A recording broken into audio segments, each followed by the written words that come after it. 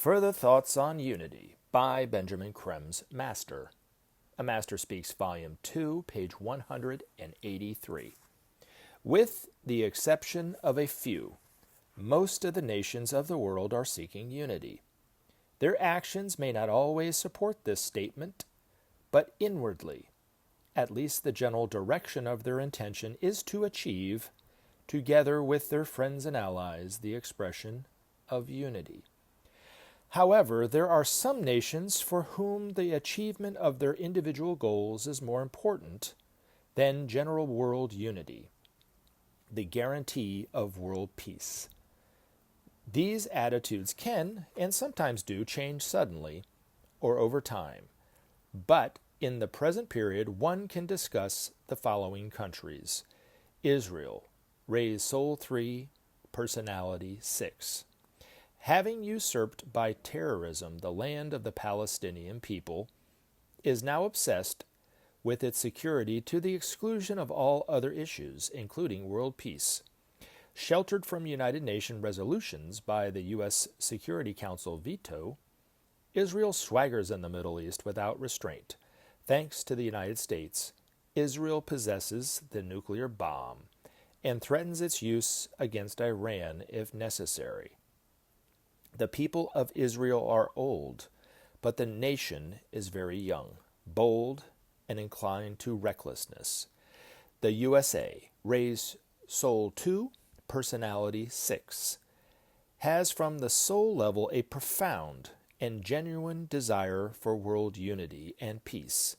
However, it too is young, large and powerful, and under the control of its glamoured personality. Its ideal is for unity and peace, and it imagines that it demonstrates this to the world. When all follow the Americans lead in economics, politics, and religion, it believes peace will inevitably ensue.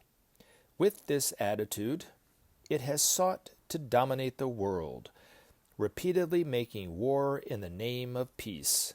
Korea, Vietnam, Iraq, Afghanistan.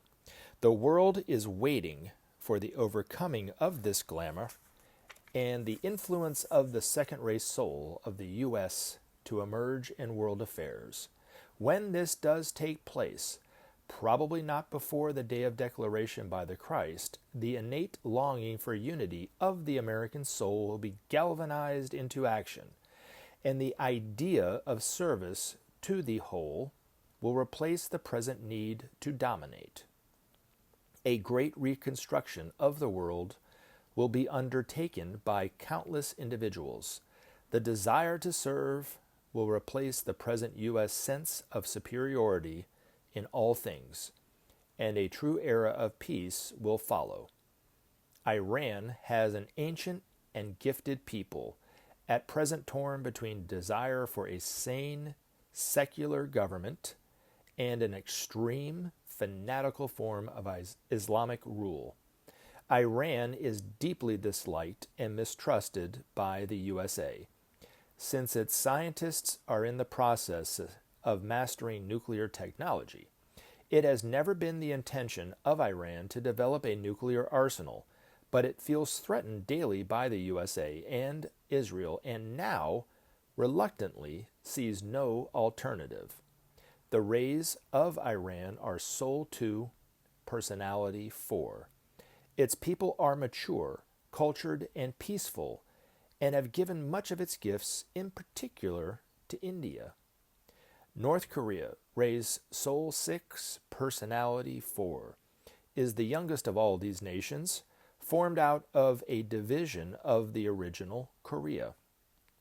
Its intentions are almost the most difficult to foresee, since it is so engrossed in proving to the world its prowess. Unfortunately, it has achieved some nuclear capability, and can be seen as something of a loose cannon among the nations. As is well known, it is dominated rather than led by its rulers and must be carefully watched by the United Nations as a whole. Its people are hungry for recognition and for food. The nations should be generous in sharing both with North Korea. From the point of view of the average onlooker, there seems much to cause fear and worry in this appraisal.